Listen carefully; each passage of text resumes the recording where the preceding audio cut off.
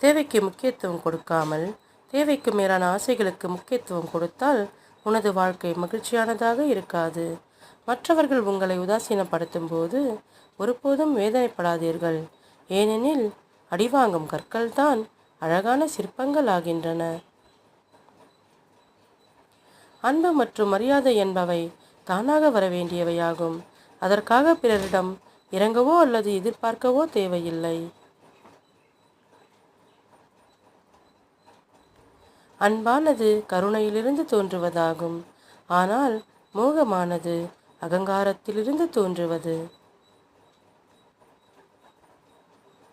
கஷ்டங்களுக்கான தீர்வானது அவற்றை எண்ணி புலம்புவதல்ல, மாறாக அவற்றை கடந்து வருவதற்கான வழியினை பற்றி சிந்திப்பதாகும்.